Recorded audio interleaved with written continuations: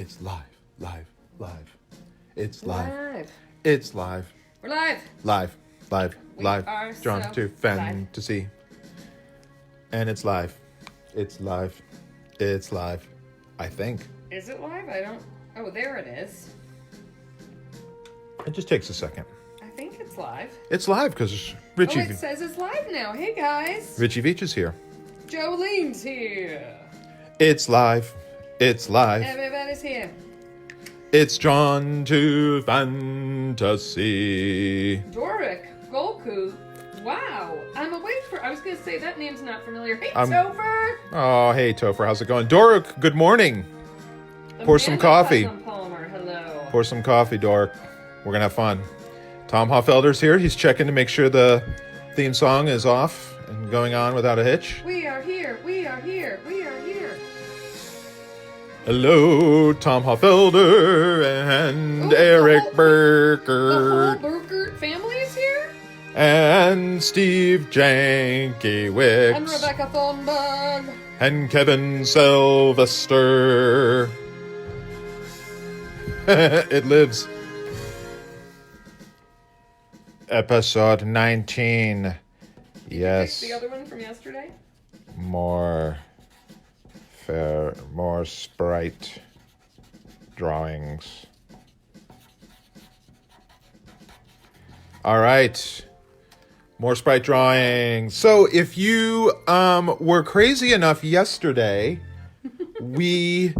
I was going to continue drawing right after we shut off, because I remember I had told you guys, and Ange suggested we go straight to Instagram. I don't know how many of you are on Instagram, but just for fun, we hopped over to Instagram, and I kept drawing, and just kind of kept playing with the fairy design that we're working with. And just as a quick recap, we're going to do a Sprite Spiderwick fairy from sketch to color study to complete painting. That's what we're going to do. We're going to do it over the stretch of about a week. And we were inspired by orchids, in particular, Psychopsis papio, the butterfly, the rare butterfly orchid, as David Attenborough likes to say. We found reference of the butterfly orchid. Here's some right here. I had more, but now Jason Alona owns those printouts because they went to him. Ooh, did they go out? They went out. Nice. They went out. I did a drawing of the orchid, just the orchid. That you swear you see a strange fairy with frilly sleeves and a fancy dress, but no, it's just the orchid. And then we started kind of exploring shapes. I did kind of a squat one. I did elongated one with kind of praying mantis-like arms. And then when we were done, after we left you, I did yet a third one. Just, to be honest with you, kind of just getting back into the mindset, because the Spiderwick drawings and these sprites it's a little different than the D&D. The D&D stuff tends to be a little more cartoony, a little more animated looking that I draw with the pen and ink. This stuff is a strange mixture of reality and that. So what I felt none of them had, Ange. I felt like the faces on, I need to get the face right. I feel like there's a lot of cool things happening in all these.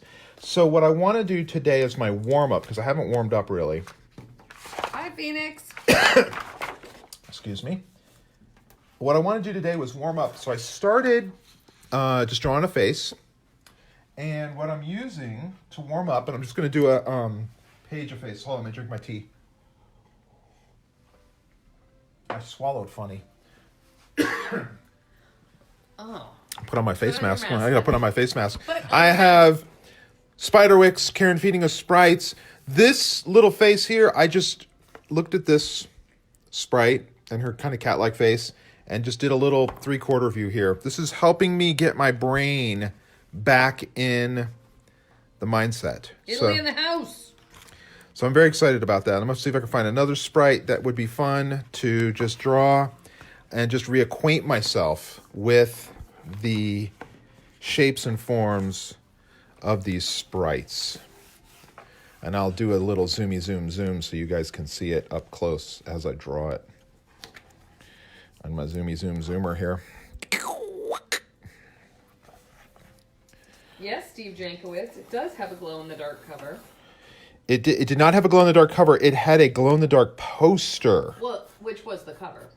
The dust jacket. Yeah. Yes, the dust. The dust jacket. This doesn't glow. No, that one doesn't. But the dust jacket was. When you folded it out, the dust jacket, it was a big poster of all the sprites that you could put on your wall.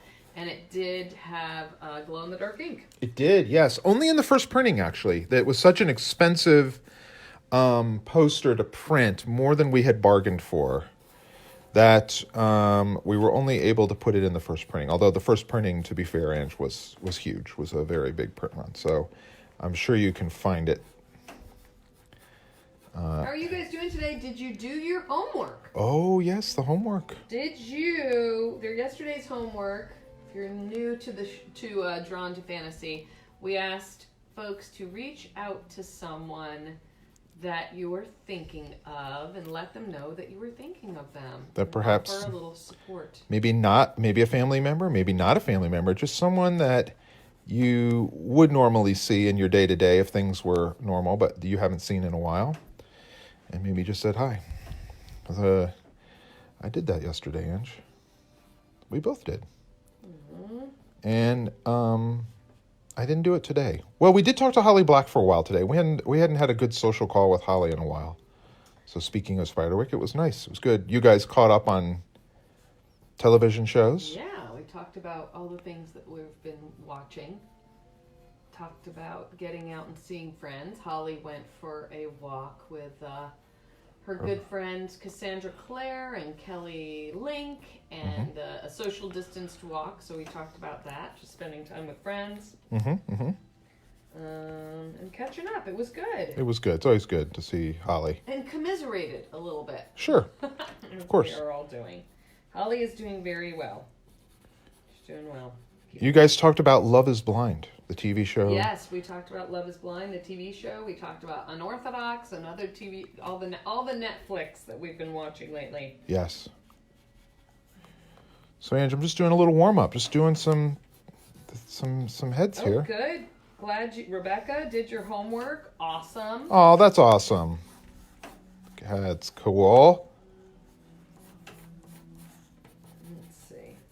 Just doing some sketching here, Ange, just to kind of get my Nice. David Howe got mountain bikes. Wow, very cool. Yeah, I've been wanting, we did a little biking. It's been kind of rainy the last few days. We had really beautiful weather in Massachusetts, and now it's kind of gone to this kind of rainy, gray. Are you guys affected by the weather like I am? I'm always affected by weather. Yeah, you are. If it's sunny, she's in a great mood.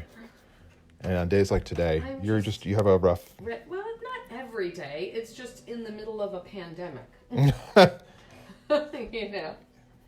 So definitely... Feel it. Yeah. So just I wanted to just do a few warm-ups of faces here, Ange, to kind of get my brain back into the place. I feel like with the bodies in the design, I've got some cool stuff, but for Spiderwick, I want it to feel very Spiderwickian. Glad you did your homework, David. You guys are awesome. You guys are great. Sorry, that sounded slightly insincere. It's only because I'm focusing. I'm just focusing on what I'm doing. Martin, very affected by what... You know what it is? I have to just be real with this. Be real, Ange. I'm going to be real. I don't think they want you any other way. Here's the thing. I am having a day, I am a super upbeat person. I'm a super optimistic person. I'm still optimistic even through this, but I'm also allowing myself to just have the day where I'm really disappointed for the things that we can't do right now. Well, I would add to your list of adjectives that you are a very social person. Oh, I'm a super social person. I'm always going out. I'm meeting, You'll do a regular lunch with friends and... Absolutely. I am the super social, but I always joke because my grandpa was the person that would go to the mall just to go walk around for an hour and everybody knew him. I'm kind of that way too. Like I know Yes. everybody at my grocery store, and Yep. you know, I definitely had a moment the other day where my cashier friend was like, "I can't give you a hug. I'm so sad." So yes, Jason, Alona, yeah, it's about having a recharge day, and also just respecting, like, this is how I feel. Yeah. I am truthfully having a bummed out moment because I would be Preparing. starting book tour. I would have been preparing right now. I would have been starting book tour and doing my first event on Saturday. Yeah, at the Eric Coming Carle. up At the Eric Carle Museum of Picture Book Art, which is just down the street from us.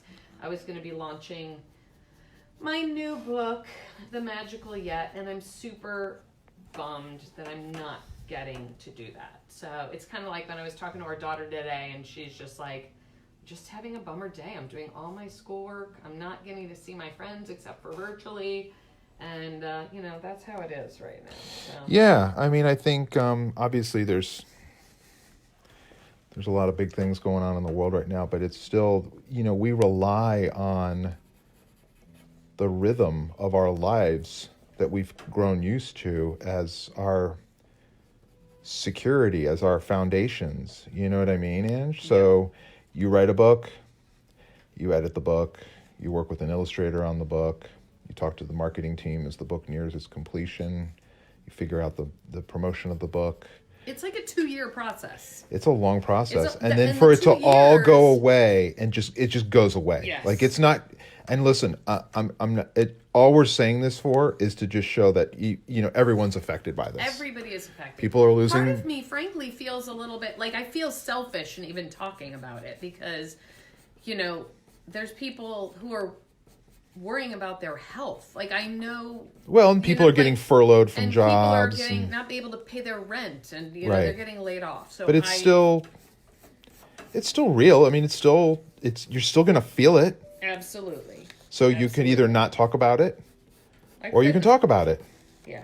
And you're talking about it because we've done this for 19 episodes, and we've got a good core group of people who have probably tuned in from the very beginning. So they're experiencing this with us. Yes. We're all experiencing it together. Well, and I think it's good for you guys to know, like, we have those days too. Yeah. You know. We are. Where's your phone, by the way? My cell phone? Yeah, in case the vet calls. It's literally right here because it's filming. It's right there, and it's took filming our dog the. to the vet It's filming today. the. It's filming Our the. dog is at the vet right now. Mimi's we had at to the drop vet. her off. Yes. But maybe that's it too. I'm bummed because Mimi's at the vet. It's raining outside. My book tour was canceled. We're in a pandemic. But you know what? We can still be together.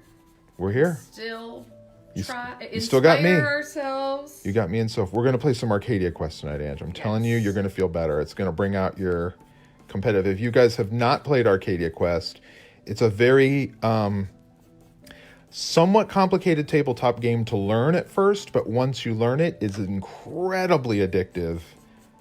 And the great thing about it is you don't have to read. It comes with a crazy book of instructions, or you could literally go on YouTube and there's a guy who will show you how to play it in 20 minutes. I know 20 minutes seems like an awfully long time, but it is kind of a deconstructed video game, but it's so much fun.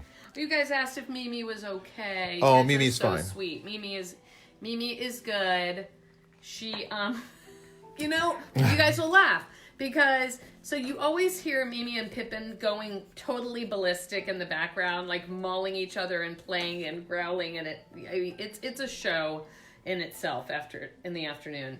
But Mimi got a weird little infected hair, whatever that hair follicle. You know the mole. Dogs have these like moles where their whiskers come out around their mouth, and it looked like something was up with it. And I Googled it, and it looks like it's a common, like folliculitis is what it's called. And basically, it's like when bacteria gets in there, which would be from Pippin's mouth mauling her. Yeah. So they're looking at it. They want to make sure before, and it's just some simple medication, and she's good to go. So I think we'll be okay.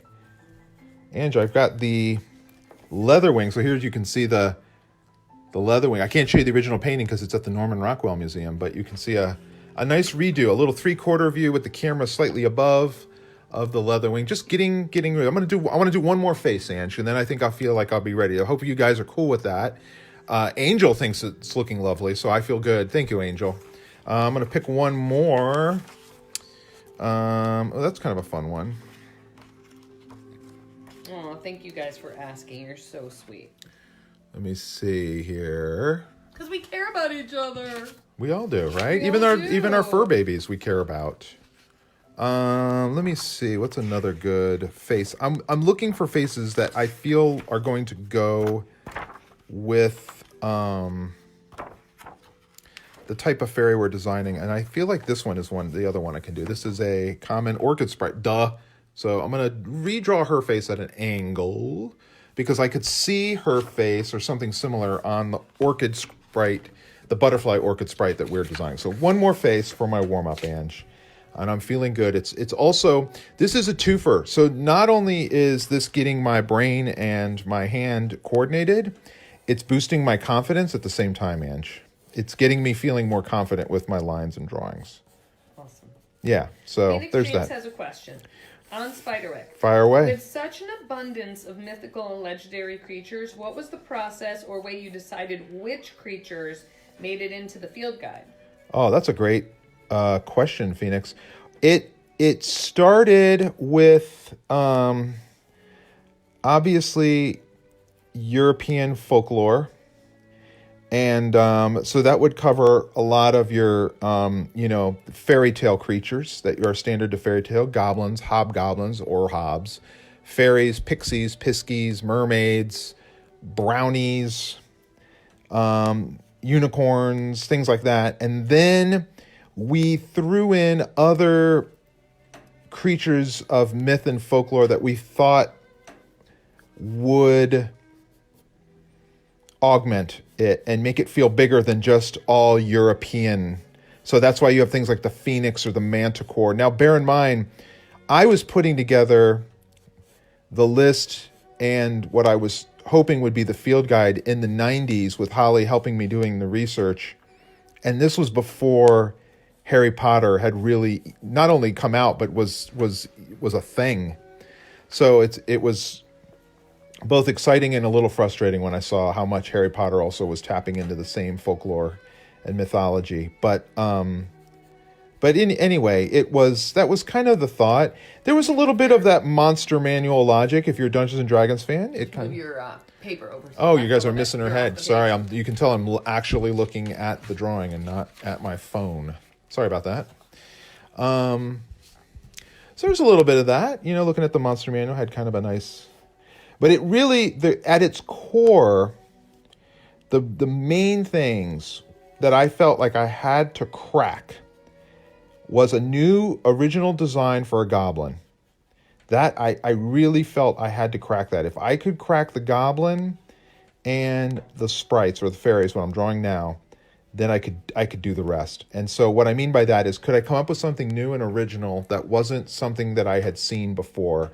So it could feel like a Brian Froud or an Arthur Rackham or John Anster Fitzgerald or what have you, but it still felt like something Arthur Spiderwick would have drawn, a.k.a. Tony D. So... Jason asks, and I don't need to say Jason Alona anymore, because you know who it is. We're on a first-name basis, I think. Well, I mean, Yes. we're sending him mail now at this point, so he's... Any chance we could get more beasts? I'd love to see your chimera. Oh, wow. Like a Chimera. Spiderwick version of a chimera or just a chimera? Fun tidbit. There was supposed to be a chimera. We toyed with the idea of a chimera in the Beyond books. There was a whole scene that we had worked out. So Holly and I had have a very collaborative relationship with writing the Spiderwick books. Lots of ideas going back and forth between the two of us. And in the early books, at least, Holly would write it. I would write all over it, send it back to her, and she'd put it all in her voice. It kind of gives you an idea of the collaborative nature of how we would create these stories. And by the time we'd gotten to the Beyond books, I could share ideas with her in a couple of ways. I could, pitch it to her. Sometimes I would just send her a drawing like, hey, how about this? Wouldn't this be cool if the kids see this? And there was a whole scene with a chimera. And We just never got to it. I don't remember why, but I designed it. Designed a Spiderwick-like chimera, and I was looking at photos of two-headed animals a lot. I remember at the time because I wanted it to kind of have that feeling, so it felt really very real. But anyway, yeah, chimera would be fun to do. I would do it close to the original, with the original one in Italy on the where is it, Ange? We saw it, didn't we? Is it in Florence? It's like on a tower. There's like a statue of a chimera. It's really, really old, and it's in one of the cities. I want to say it's in. I could be wrong. It could be in Venice. It's at the top of like a pole or something. Anyway, it's like the chimera of Milan or whatever. Exactly. Yeah, exactly. Anyway. Okay, will there be another field guide with more creatures? I would love to. I have talked to Simon Schuster at points about doing a anniversary edition with the lost plates that are newly discovered by Jared in it. The 20-year anniversary for that's usually the way to get that stuff done, is anniversaries. If you remember, we did new covers for the 10-year anniversary when we released the books in paperback. So I would probably pitch that hard for the 10-year, which would be in 5 years. If you can hang out that long, I do have sketches of things. There were sketches that never made it into the final field guide because the deadline was so unbelievably bonkers. And you can back me up on that, how bonkers that deadline was. Oh, so bonkers. The worst day of that deadline was a rainy day, much like today, actually. Like today. Here, to give you an idea, here, I'm going to do it. I'm going to cheat it, Ange. Oh. You guys see outside. You can see how kind of rainy. Now, it looks sunny, but you can... There you go. That's more kind of a rainy, gray day. Anyway. Yeah, that was the day that Tony ended up in tears walking our old Walking in the goblin. rain. Literally walking in the rain in tears because I had totally... You had to do each of those plates in like 3 days. 2 or 3 days. Sketches had been done for... At that point, some of them had been done for years. Hey, our friend Saoirse's here. She said, love the drawing. Thank you, Saoirse. Hey, Saoirse. Hope you're feeling creative in all of this. And you're hanging in there with your parents. Let's see. Kevin Sylvester says, I know Ange was a model for the broken ornament. Do you have actors' faces in mind when drawing fairy faces? The mouth on this one reminds me of Greta Garbo. Oh, wow. You know, she just has a very downward mouth in the sketch, which is why I'm doing it. I have sometimes thought of actors or actresses when I'm doing, I mean, certainly like, I can never remember her name for the fly and Spider and the Fly. I was certainly thinking of them. Clara Bow. Clara Bow. Thank you, Ange. Clara Bow was the inspiration. And Peter Lorre and Marlon Brando were the inspirations for the Spider. Sometimes I'll look at actors. This is just me just drawing, just kind of mentally turning the head in my mind and just kind of figuring it out so we can go back to our design and come up with something cool. Hopefully you're enjoying this. I hope so. What do you? How are you propping up that phone? Someone asked.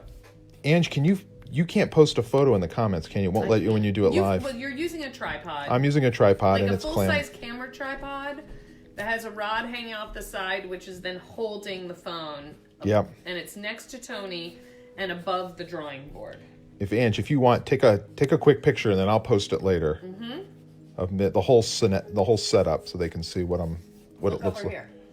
Well, I think it's good that I'm looking down, don't you think? Well, or you can just look here and say cheese. There you go. So Angie just took a photo. We'll post it later so you can see so you'll know. the whole caboodle. Okay, that one's not too bad. I kind of feel like I want to do one more, but maybe not. One more? Maybe one more. Yeah. I don't know. Why not? Right? Are you guys feeling that? Is that cool? I think it'll be cool. It's a rainy day. Drawing fairy heads. Trying to figure them out. We did her face. Again, I'm kind of picking fairy heads that are kind of similar. Let's do this one's like a little girl face. Fairy tattoos? Yes or no? Fairy I'm going to do this one here. This is a thicket sprite. I like her. Puella Domete.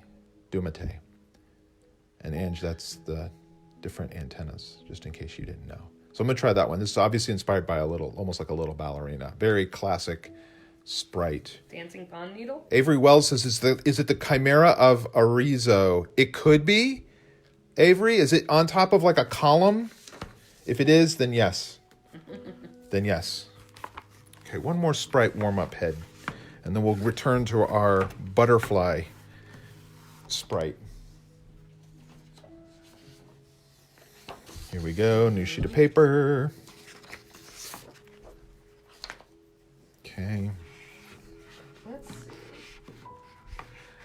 Jason. Why are all your pencils so short? You know why? I sharpen them all, to truth be told. I sharpen them all before the show, and then that way I can just throw them to the side. You guys don't have to sit there and wait for me to sharpen them. But I will use them until they're nubs, and then when they're nubs, I have a holder. I have a little holder I use. Have you ever used succulents as inspiration? You know, that is a great question, and my answer is no, and I should, because they are so unbelievable. Ange has an amazing succulent garden in our front window of our house. So I took a vintage bread trough that I got off of eBay. Yeah, how'd you get that idea? I don't Was that? know. Did you see someone did it? No. Shut up! Really? Yeah, I swear. I just knew that I wanted something. It's in a big kind of bay window, and I had a bunch of little potted succulents, and I knew instead of having all these little succulents in pots, I wanted one big, giant garden of them. And so I went and found this vintage wooden bread trough on eBay, and then I lined it with like heavy duty plastic and put all the rocks, and there's moss and all of the succulent mix and all that stuff, and charcoal, because you need charcoal for aeration of the soil. Planted the whole thing. I'll post a photo of that too. There you go. It came out so cool. You know what? I'll put it in my Insta story today. After we're done with this, I'll do a little Insta story about it, and I'll show you guys. We're not on Instagram though. We're on. No, but I'm saying I'll put it in my Insta story. Like if you follow me on Instagram, which is just Angela DiTerlizzi, I'll make sure I put it in my Insta story. Does that sound good? I assume most people have Instagram. Yeah, sounds good. It works for me. Yes. I'll put some pictures up. It was interesting when we hopped over to Instagram yesterday. I was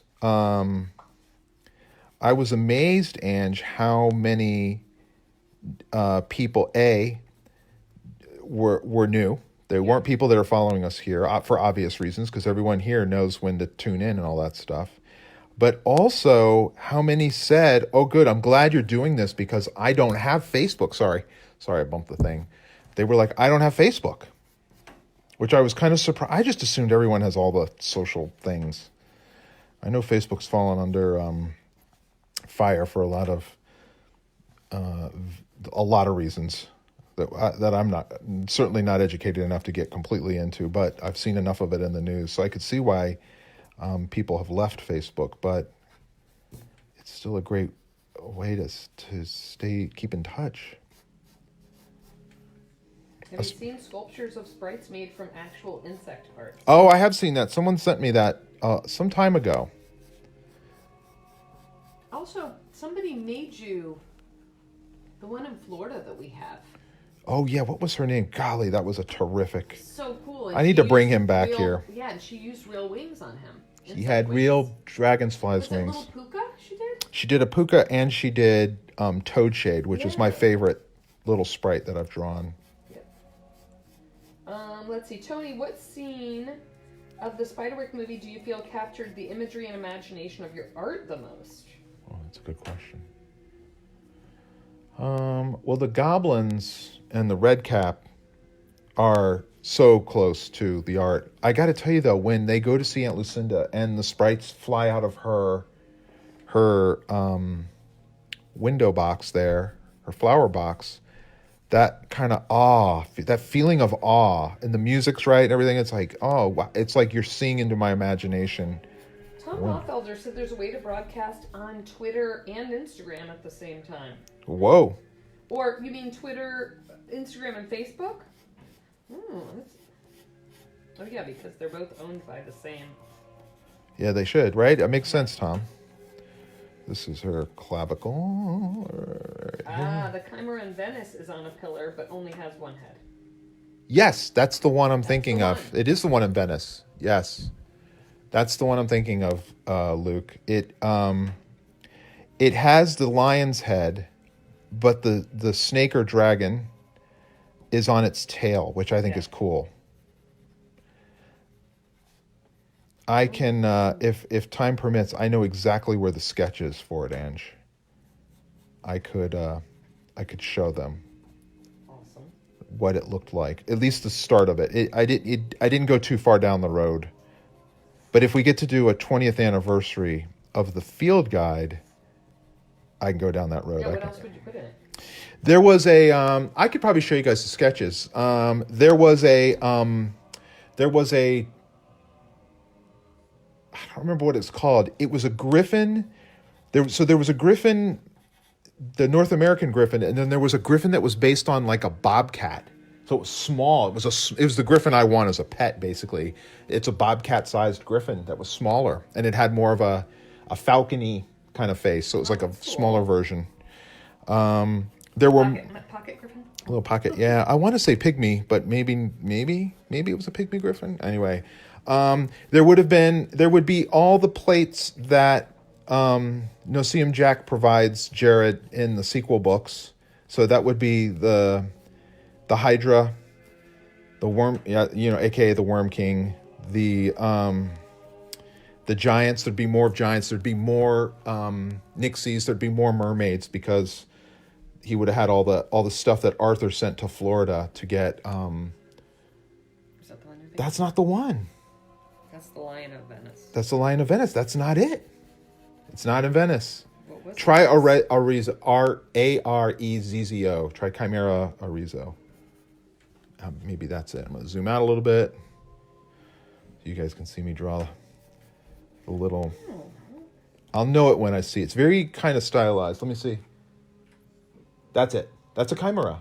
Yeah, here, let me show you. Let me show everybody. Can I show? Yeah. So here it is. This is the one. It's the Arezzo. Yes, someone had posted it. So see, it has the snake tail. This is the goat head. And then there's the lion's head.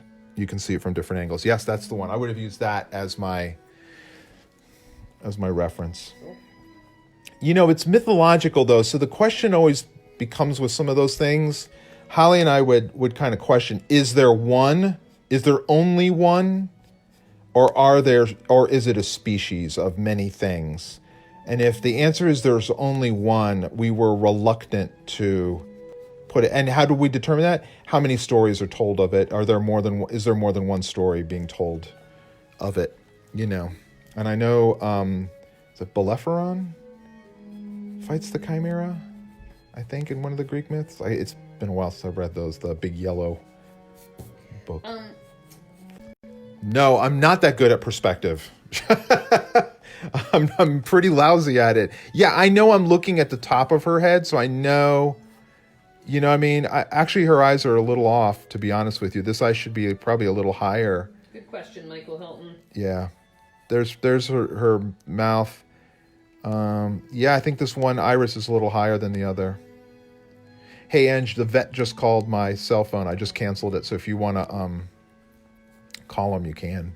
Oh, okie dokie. But yeah, you can see. I'm making it up. I'm not that good at it. I have to really futz with it. This one doesn't have ears. I'm looking even at the one I did in the book, and it doesn't have. It just has a bunch of leaves. I'm going to call real quick, okay? I'm piecing out for 2 seconds, guys, while I call our vet. All right, you know why she's doing that? And my Sprite's sitting here. I'm going to go find that sketchbook for you. I think I know right where it is. I'm digging it up. I know where it is. I'll be back.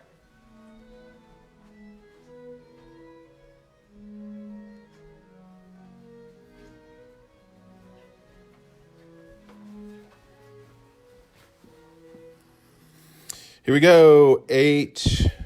August 2006.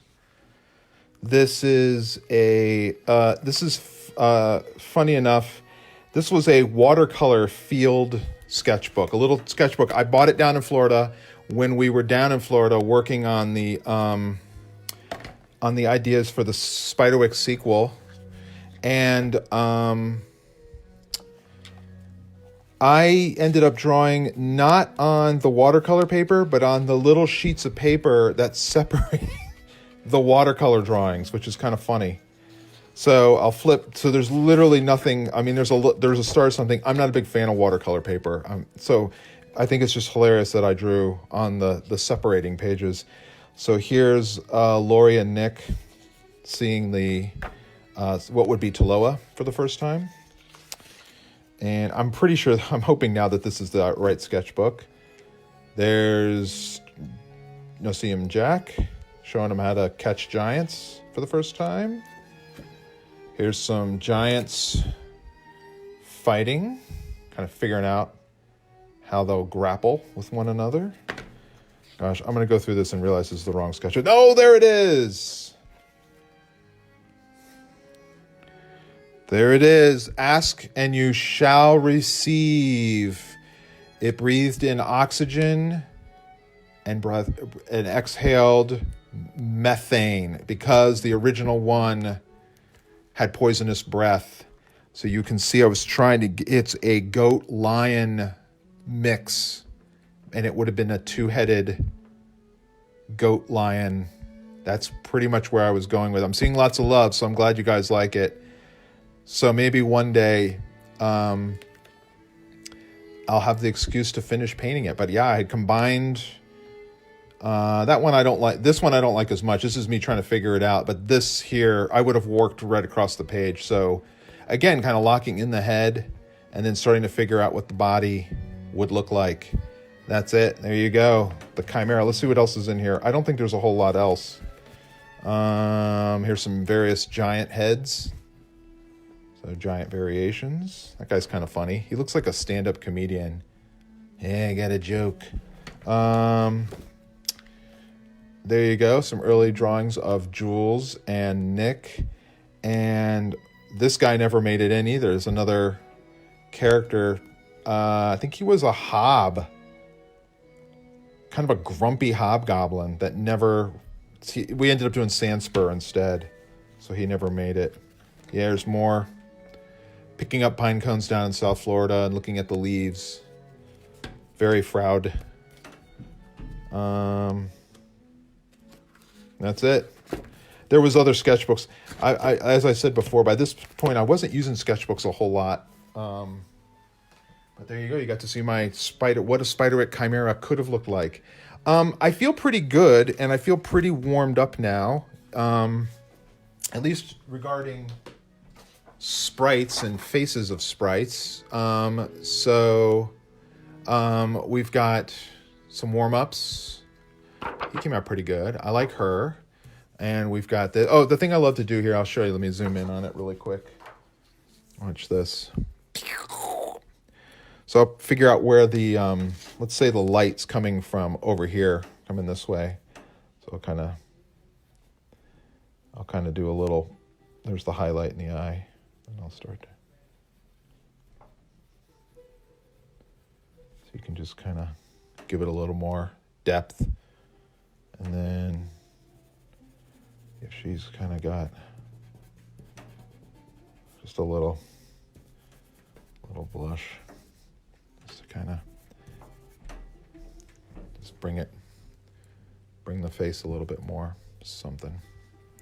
Then I can use the eraser too to knock. Well, this eraser's pretty lousy. Let me grab another one. And as you can see, they're not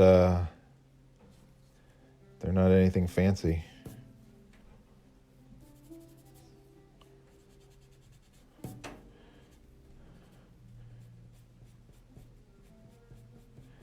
using the eraser the same way I'd use a pencil to just kind of sketch, kind of figure. And I've got one of those little tiny erasers. When I was in art school, I would see artists take these white. That's a dog. That's Pippin. There you go. You can see Pippin's handiwork.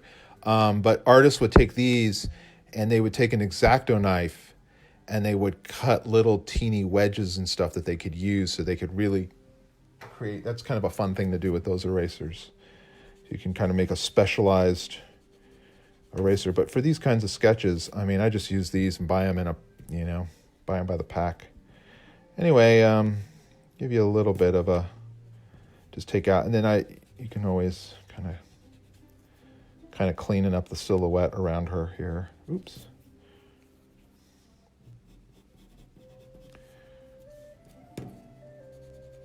Just to give you an idea how I would kind of keep going on this a little bit.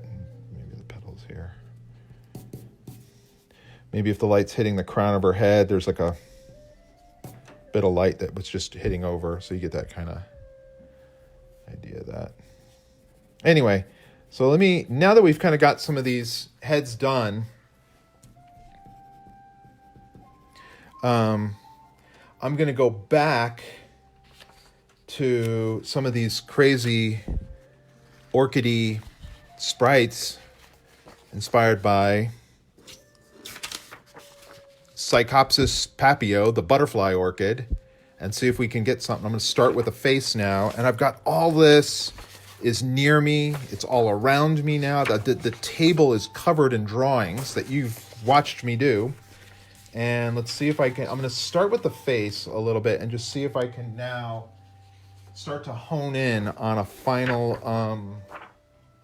drawing. I want to try to figure out some kind of pose too. So going back to the original sketches that I showed you yesterday, the thing I love about these sketches that I had done this was for the exhibition of my work where I created a mobile of sprites hanging, was that the sprites are all doing things. They're not just, unlike the field guide where they're very posed and kind of straightforward like a diagram of this is what it looks like. These were all about movement, especially this pose I loved so much, which I then, so you see that? Let me see if I can line it up.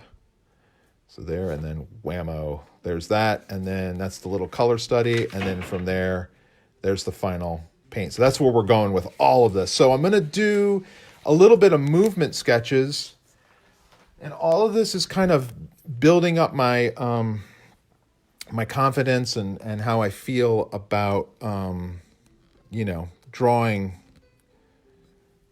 a sprite again. So let me see. So we know it's got this kind of swirl. I'm going to just kind of I love that it has these long kind of tendrily things, so I'm going to definitely play with that. Kind of wondering if I feel like the head's probably here. Maybe I'm just going to draw kind of a stick figure. You can almost do it like it's in mid-land, like it's landing. And these could actually be the wings. It could have its arms. The arms could be very like here. We kind of talked about that kind of praying mantis-like feeling. But maybe the arms and the hands are like here. The face and the head is here. I'm just maybe twist it a little bit. Here's the hip. Here's one leg. And then it has a foot. Now it can have like an insect foot. Doesn't have to be a human. And then the other foot's here. And then the kind of the ruffle of it, that kind of petally ruffle. And then the other ruffles could be kind of up. And then we do just like these gossamer, lace wings underneath it. And then it's got the big, doohickeys coming off of it. So that's one thought. So I figure all that out, but then, you wouldn't see a lot of it. It would be kind of more like this with the what is almost like a dress, like an A, what's it called? An A-shaped dress over it. and the hands are here. And we could even have it holding something, like a berry or some, fairy fruit, things like that. So that's one thought. I'm going to do a couple more here just to kind of see what else. Phoenix thinks it springs in the air like a grasshopper and floats with petals. Totally. Like boom, it's up really high, and then it kind of, does this. That's very much like, even like when I see certain fish or shrimp. We have, Soph has shrimp in her fish tank. She's, and the same thing, they kind of dart up, and then they'll kind of drift back down.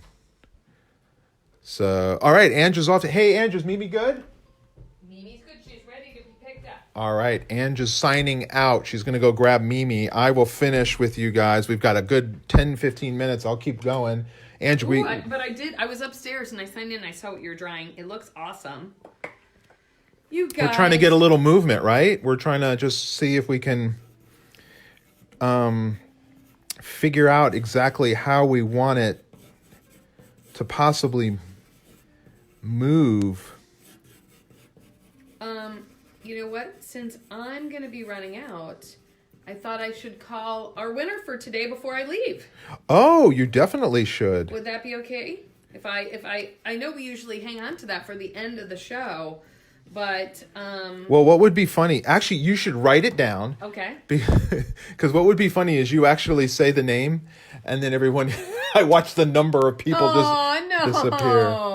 Okay. There's your winner. All right, she's writing it down. So I'll announce it before we're done. Yeah, maybe this is kind of an interesting one too. So, all right, I'm going. You guys are awesome. I will see you back here tomorrow. We'll do it tomorrow. Take good care of Tony for me while I'm gone. Keep him well entertained. So here's don't another. Feed him after dark. Yeah, don't get me wet. Don't get me wet. Are you bringing Pippin to come for the pickup or no? Just start this. Soph is making icing for banana muffins. Oh, yes, she is. That sounds good. I've got at least 20 more pounds I need to gain. COVID-19, here we go. Yep. So here's one that's very dance. I've kind of taken the design and just drawn almost like a dancer, which isn't too bad. I actually have a really cool book of dance. This beautiful photography that was shot, I want to say like in the 30s or 40s, that I've used for reference in the past too. It's kind of interesting. All right, let's try another one. I'm just going to kind of blow through them here. Let's try one where the head is here. It's almost kind of like the one I did. The arms are down. And the dress is like here. And the wings are here. And then those things are here. Like that's kind of cool, right? And then here's the dress. Hands are here. Wings. The wings would kind of come out. So you'd see the head. The head would be kind of a, would be this kind of a, you'd see the head like this. So the nose, the mouth, the eyebrows, the eyes. So it's very, you're looking down on top of it kind of thing. I mean, that could be, that's kind of an interesting pose too. So yeah, so here's the head, here's the shoulders. The arms are extended way out, like it's reaching for something. You could actually have one arm pulled back just to give it a little variety, like this. Its butt would be like here, you know? And then you have the dress kind of flowing out and the wings coming off the shoulders. So that's another thought. I'm just going to keep going. Once we figure this out, we've got it. I'm going to zoom out a little bit. I'm just flipping the paper over because these are just trying to figure out little things. What about that's interesting. What if it's a very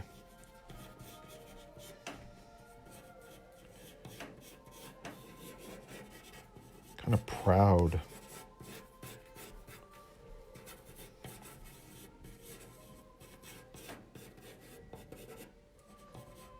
something, I don't know.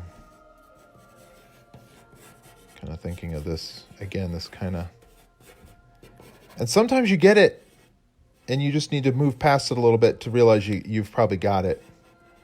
This looks very profile-y. I'm not sure I'm feeling this as much. Maybe it's holding something. Water, a little droplet of water would be kind of cool. I mean, that's kind of cool, though, actually. Kind of a neat thing, especially if she's just holding a little thing of dew. You know, just a little droplet of rain. Just let me... I know it's a profile, but let's see. Maybe we can make it... Just going to lighten it out a little bit. I'll zoom in a little so you can kind of see what's going on here. I'm thinking... Face...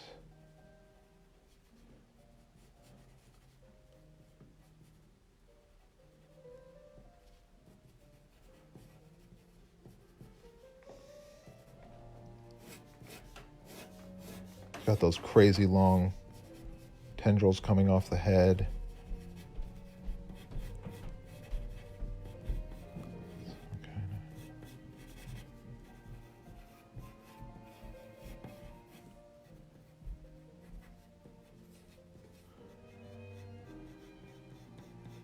It's holding this little drop of, I mean, it's so delicate, right? The idea of it holding this little tiny droplet of dew. It's got the real ruffly petals that we saw on these. Could be here, right? So you could do the bands on it. And maybe do it here too, but I don't know if I would do the bands. But anyway, I would do a set of wings, some kind of wings underneath. Let me zoom out so you can see what I mean. I would do maybe some set of wings. And then, oh, it's longer.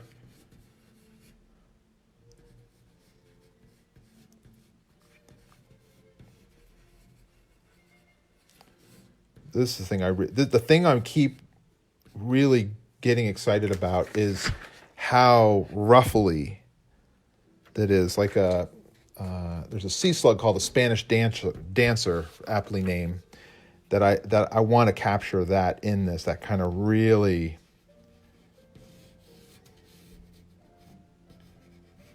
It's maybe this kind of. I'm seeing lots of hearts, which tells me I must be on the right track. And then it's got the.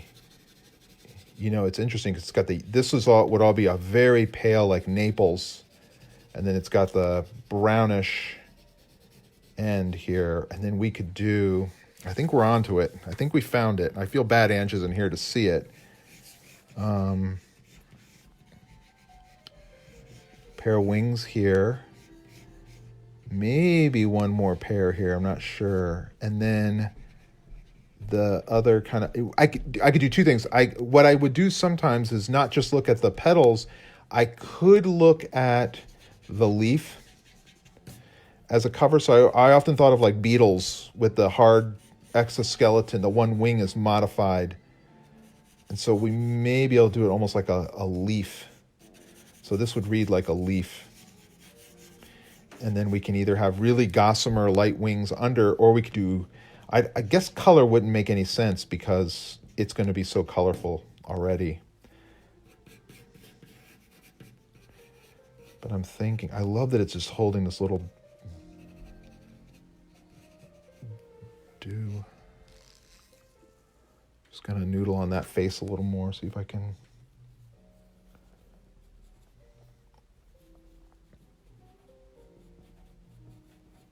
And I think it's got.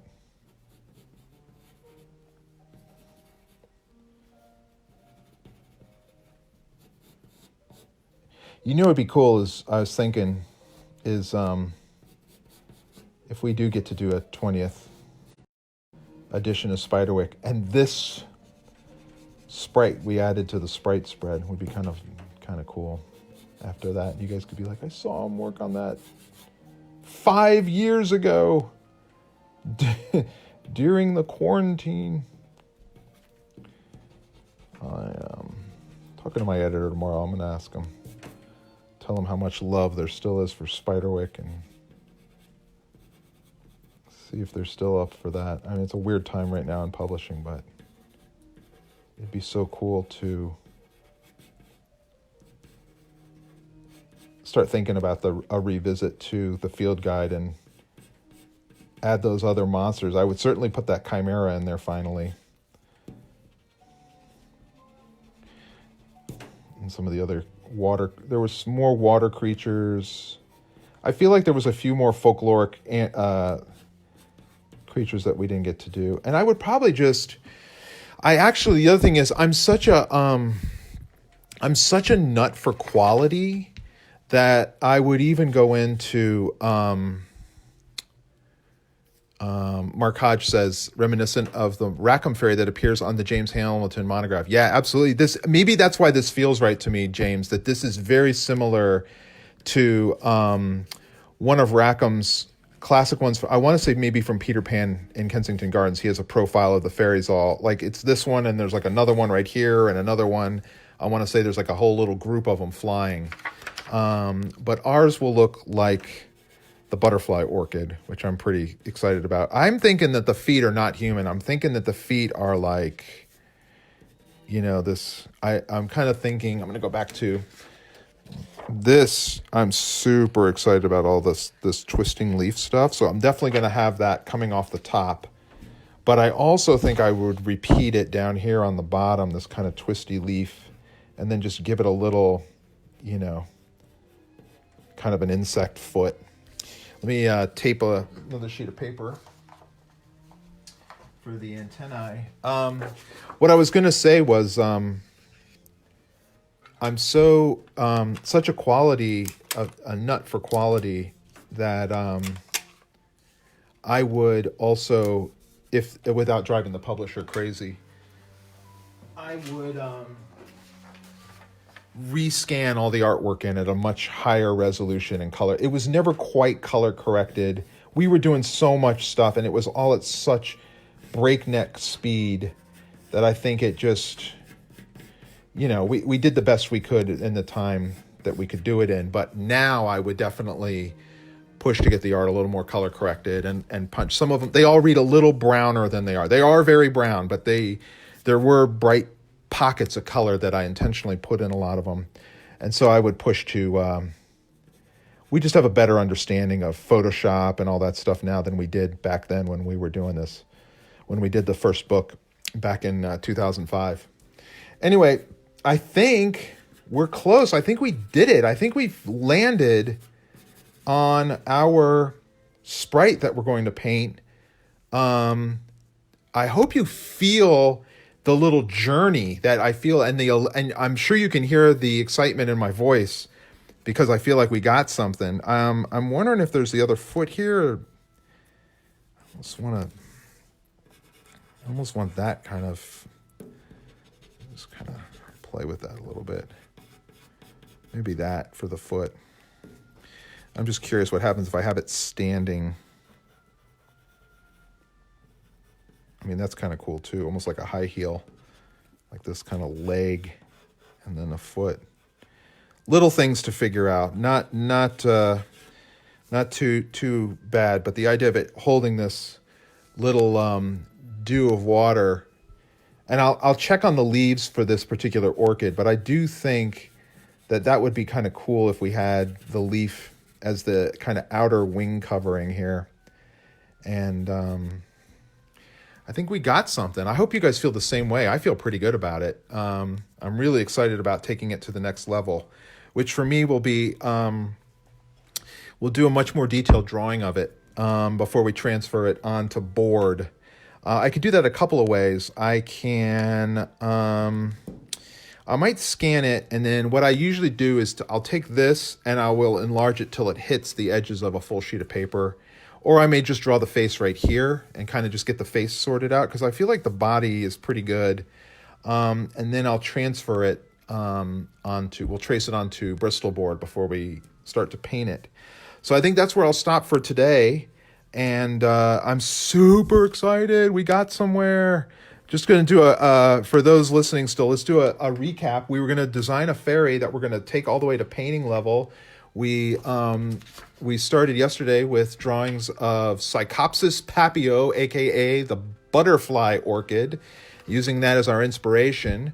And, it's interesting because my color printer's on the front and we're just using black and white. It forces me to just look at the structure of the thing as opposed to being dazzled by its color. So we explored. First, I went way overboard and over-designed a little bit. And this continued where I tried to take away a little bit and try to do something a little simpler, a little squatter, just playing with the shapes. Still not satisfied. I went to, again, a very over-designed, but interesting, some neat stuff going on. There's where the ruffly sleeves start to manifest. And goes to there. And then we warmed up today by drawing some faces and heads just to kind of get back into it. And we landed here with this great drawing that I'm super excited to transfer and paint. It will be transferred to Bristol board. I'm going to paint it in acrylic gouache, which is what I do for all my color paintings these days. So I'm going to let you guys go. I want you guys to be safe and healthy. And drum roll for Rebecca Thornburg. You are our winner today of my garbage. You will be getting scans and printouts and drawings and all kinds of fun stuff from today. Congratulations, Rebecca. Thanks for tuning in. I'm feeling really good. I'm really excited. I can't wait to work on this again tomorrow with you. And thank you guys so much for tuning in day after day, week after week. I hope you all are safe and well, and we'll see you tomorrow. Take care. Be good.